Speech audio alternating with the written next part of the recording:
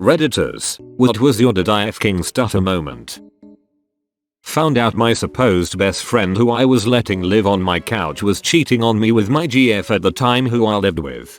I work in IT, so I work crazy long hours, but we had a massive power outage one day and boss said to just go home for the day, so I left 5 hours early. Caught both of them red-handed. Kicked them both out at once, which was ideal because I got so little to pigeons. One stone type of deal. They both apologized profusely and asked me, even though they made a mistake, why would I kick them out on the street in an area where they can't afford to live, Silicon Valley. I laughed my ass off and said, I guess that's something you two should have figured out during pillow talk, huh, and slammed my front door as hard as I could in their faces. Needless to say, it wrecked me for a while because I loved that girl, but looking back on it, I think it's the only moment in my life where I'm proud to have stood up for my morals and values and not taken any shit or continued to let people walk all over me. And that shit is priceless. Goddamn dude. Props to you for being such a savage and overall badass. Hope everything worked out. When I finally kicked my ex out of my life, she tried to argue us back into being together. As I drove her to the airport, and even had the balls to critique my arguing techniques as inconducive to resolving a fight. I cut her off and said, what part of this are you not getting? We're way past that. This is not a fight I need to work through with you. I'm taking you to the airport, and I never want to see or hear from you again. I like how your breakup method is to just drive her to the airport, as if the airport is a dog pound for unwanted girlfriends. Did she already have a ticket? Did she want to fly? Was there a destination in mind, or was it just a bitch get out of town moment? She had a ticket home, asked me to drive her to the airport. Curious to know more as to what led to the breakup, especially considering how she tried to stop it. She'd been treating me like shit for months. I called her on it. Instead of owning up to it, apologizing, and working on herself, she said, if you think I treat you so poorly, let's just break up. I said, that's a fantastic idea. Get out. She screamed a lot, asserted she was going nowhere until it was time for her to leave. I offered her my guest room, never raised my voice. Some more screaming, a couple hours, a few phone calls, and me packing a lip in front of her later. She changed her ticket. She didn't try to stop shit. She'd been driving me away for months. No thank you, I don't want to work Saturday. Are you doing anything on Saturday? No, I just don't want to work Saturday. You contracted me to work weekdays. Anyway, I got a complaint filed against me for not being a team player. To add context, it was my first job after leaving school, so I never really knew how to defend myself from and stand up to office malarkey. At the time I did do a few Saturdays to appease them, but joined the sports team to give me a reason not to.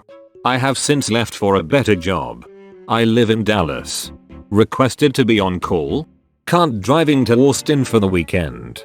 Can you check the config on Sunday? Can't. I'm in Austin. Don't have work or any laptop. Reality, I'm playing video games. My boss asked me why I travel to Austin often. All my friends are there and employed by startups and or companies that can potentially hire me. He never asked since. Took me for years in retail to get weekends off. There was some talk about me working Saturdays and getting Tuesdays off, and I said good, that'll give me a day during the week to interview. Never heard about it again.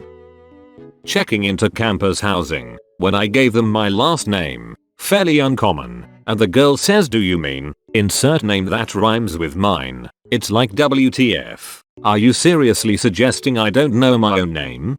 This is always my experience. Person, misspells my name me. Actually it's spelled like this. Spells name person. No, I'm pretty sure there was an R in it.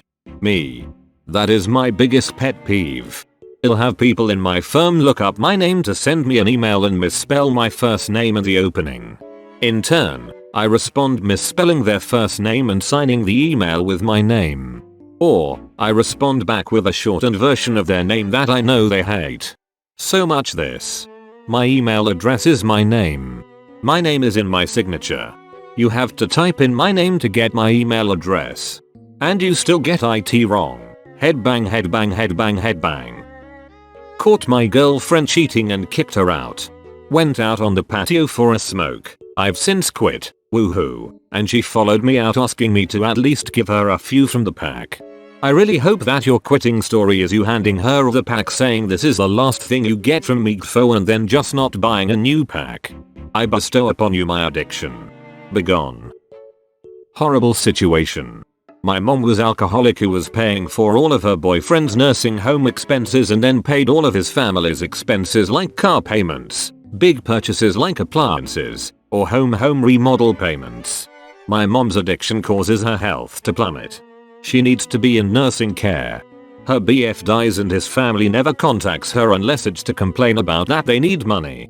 I take over her finances and cut off of all of their fucking sugar mama payments. If they had stayed in regular contact or regularly visited her, sure I would have considered it. But no. They just wanted her to cover their payments. I cut off the entire family. My mother had a lot of money. One of the assholes, BF's sister, calls to tell me they're going to report me to Adult Protective Services to report me. I say go ahead, I have nothing to hide and your guys are a swipes.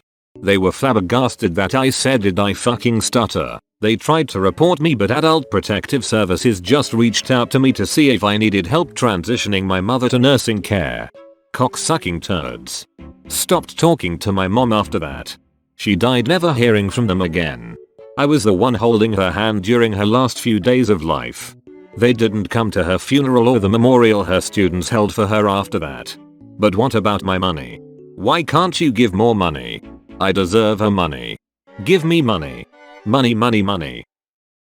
When I was a shift lead in a kitchen, we had this one high schooler who always had an attitude and typically I would ignore it, but one day she didn't want to prep or clean dishes and I gave her the choice, but she flat out said no to doing both. Since she had time to talk with her co-workers, I told her to do both. I usually don't make people do anything. I ask if they can, but this time I deliberately made her do both. They usually don't often see me being direct like that, so it was effective. I almost stuttered too, but I will never let her know that. I hate telling people to do this or that unless I really know them well. I was given some good advice about managing people when I first promoted. First, ask nicely, like you're asking for a favor. Then, tell them to do it. Third, punish them as you see necessary. It's worked well for me over the years. Most employees get the things done on being asked. Every now and then, you have to be direct, but even good employees have off days. I've literally never said no to a boss asking me to do something well within my job description. It blows my mind that there are people out there who think they can act like that. Teacher here. This one time, there was a kid that was really annoying. I live by the principle 3 strikes and you're out. When the time came, I calmly told him to leave. He didn't make any moves to leave, so I said, that wasn't a question, by the way. He still hesitated way too long to take his belongings and go, so I dropped the "did I stutter" on him. He was gone quickly. I'm generally a young and quite loose teacher, so this always gets the whole class very silent when it happens. Love that. I wish my class was that easy to deal with. High school student here and I have the same group of people for every class, except for electives, and they're the most disruptive assholes I've ever met. They want to be asked to leave so the teachers usually just keep them in class out of spite. I wish I could just get on with my work, but my class is so behind on everything because teachers have to use half of the lesson yelling at everyone. Vehicle inspector here. Sir, your back right tail is broken. You need to get that fixed and come back. I'm friends with the owner here and you're telling me that my car has a problem. I already have. If you aren't prepared in the future, don't waste my time. My friend has a shop and does vehicle inspections. At least once a month he hears, but some other shop gave me a sticker and his response is always how nice for you. Take it to that shop then. Seriously, it gets super old. Don't come into my shop entitled, otherwise I'm sending you out. My ex lived with me when I found out that his friend who was doing pro bono work overseas was actually his fiancée. Me kicking him out was my "did I fucking stutter" moment. No. Bitch. Get out of my house. Edited to add that he thought "but where am I going to live" was a question I would give a flying fuck about the answer to. Edited again since some people are being pedantic. He was not my ex yet when this happened. He is my ex now. But where am I going to live? That seems like a whole lot of not my problem. Right? I told him I hoped he couldn't find a place. This was in New York, so it can take months to find a place. I hope it did. Had a door-to-door salesman ring the doorbell. I was nice and opened the door and stepped outside onto the step. Dogs were going bananas. I let him tell me what he was selling and then politely told him I wasn't interested. Went to open the screen door to go in and he put his arm out to stop it from opening. I have resting bitch face normally, so I guess the look on my face was enough, but I was instantly livid with him. Do you want to get Sparta kicked off my goddamn porch? WTH, this is dangerous. I would start screaming. Have you heard about our Lord and Savior? Not really interested and I was sleeping, so would you like to meet him? My ex continued to text me like normal every day to weeks past the breakup she initiated. Eventually I ended up telling her, look, you don't wanna date, you don't wanna be friends. I'm not going to keep making small talk to make you feel better. A week later she still texted me to wish me a happy birthday. The breakup, according to her, was because I couldn't read the room well. Jesus Christ. About 3 weeks after getting dumped, my ex complained that she didn't feel like a part of my life anymore. I, maybe not so politely, explained to her that was how breaks up work. My ex complained to a mutual friend that she was not invited to my wedding. The friend responded, yeah, well, people generally don't invite their skanky ex-girlfriends to their wedding. When my boss was trying to make me participate in one of his bullshit morning meetings and all I wanted to do was my crossword puzzle. I got the office reference, but for real, working at Walmart in the morning meetings they would pick random people to do this dumb cheer, and I straight up said no. Amidst all the come on, get up and do start the cheer. Gimme a W. Give me a U, give me an N, give me an I, give me an O. Hey, why is security escorting me out? Spent too long reading this comment as an extension of the parent one and trying to figure out what the fuck a wunio is. When I quit my last job due to a promotion, I let my current boss know I accepted the promotion and gave him 3 weeks notice and that my last day was the 31st of March. He proceeded to tell me that we would discuss a time when he would allow me to leave, and I wasn't allowed to leave until he said so. I very firmly repeated myself that the 31st of March would be my last day, and it was not negotiable. He was the worst person I've ever worked with in my career. What do you do in a situation like that though? That doesn't sound legal, your boss telling you to stay. Slavery is illegal, yes. I called HR and they confirmed that he had no control to make me stay longer and I was free to move on to my new position. And that I was generous for giving 3 weeks notice instead of 2. They coached me on what to say if the situation continued to persist, and offered backup and to talk to him if it kept happening. He was talked to by HR. I was terrorized for the last 3 weeks I was there as he tried to get me to quit so I couldn't move on to my promotion. I contacted HR again and chose not to hand over the 6+ month records I wrote down of his inappropriate behavior at the time because I was leaving the position and it could affect my promotion. I chose to only submit my documentation to support the person after me if they also had trouble, to support firing him. I also had to go to the doctor due to the stress and anxiety levels and I was given prescription medication for migraine so I could make it through the 3 weeks. I didn't have a single migraine after I left that job. I was a CSR for a popular pizza chain and was handed a phone with an angry customer on the other line. They were complaining about having a pizza messed up and I asked what they ordered. Over the next few minutes, their story kept on changing. First it was the sauce, then the toppings, then a missing side. I called him out on it and told him to go scam some other restaurant. Needless to say, he only got one F-bomb in before I hung up on him. Wish I had your backbone. One of our drivers forgot a 75-cent dipping sauce when he went on a delivery. They called complaining and the protocol was to give them a free pizza on their next order because driving all the way out for 75 cents was just not worth the time or money. Well, this bitch complained and complained until I offered her 3 large pizzas, and then she went on a power trip and said she was never going to eat here again. One of my driver buddies heard and just grabbed as many sauces as he could and drove over to her house. I stayed on the line long enough stalling until I could hear their doorbell ringing. When she came back she just hung up. I was working at Wally World and a customer who was on his phone from the start of his transaction. Don't do this. Placed a big package of toilet paper on the belt. I told him it was $10 even. He was still on his phone but handed me a $10 bill. Gave him his receipt and he walked away. Right before he walked out, he noticed I didn't give him the change and he tried to argue with me that I didn't tell him that it was $10 and he wanted a refund. I sent him to customer service because I couldn't give him a refund even if I wanted to, and he mumbled under his breath that I was a dumb bitch. I replied, "It's not my fault you were on your phone." He turned his head around and said, "What did you say?" I slammed my hands down on the countertop and said, loud and clear, I said, "It's not my fault you were on your phone." He took a step back and left and I went on my break. Worth it. My cousin was accused of not returning a customer's card. He explained that she never handed him a card because you swipe your own card. She refused to believe him and threatened to call the cops. His bosses threatened to fire him. She finally found the card in her bags and insisted he put it in there. He asked to review the security tapes and his bosses refused. For some reason his bosses reviewed the tapes without him and told him on his next shift that he was correct and she had put the card in the bags. My point being, customers can be a pain and I'm glad I worked in the back room during my too long Wally World sentence.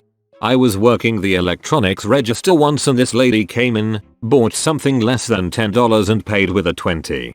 Gave her change. She asked a question about the TV wall behind me, so I turned around, turned back and answered her a question. She then let me know I forgot to give her the $10 from her change. Called back a manager, have her $10 and off she went.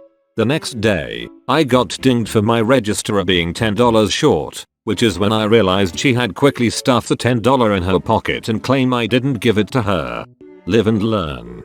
She came back in that same day and tried to run the same scam on me.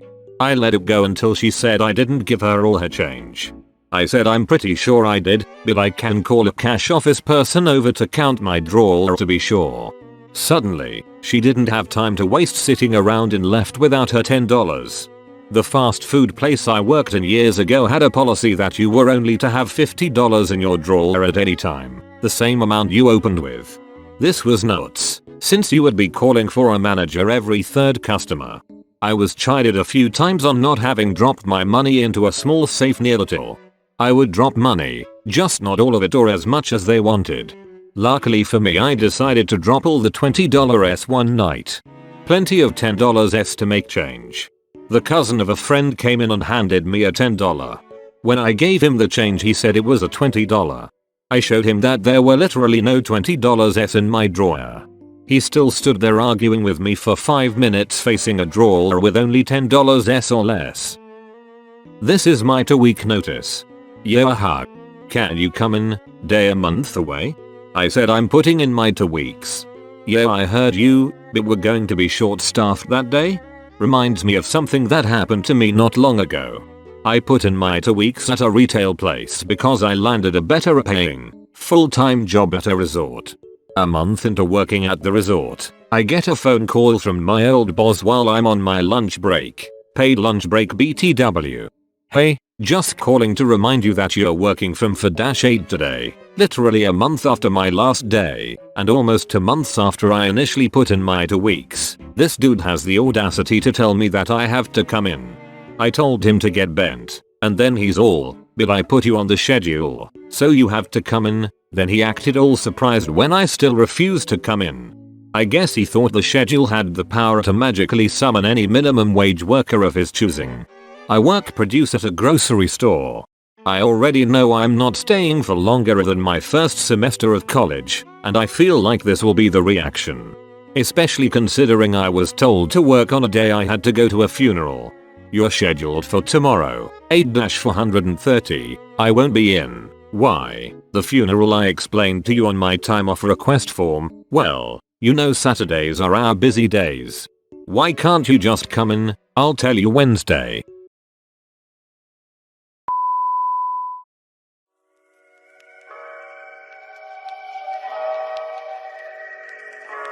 Feeling alive, yes I am breathing the air and I'm feeling so careless.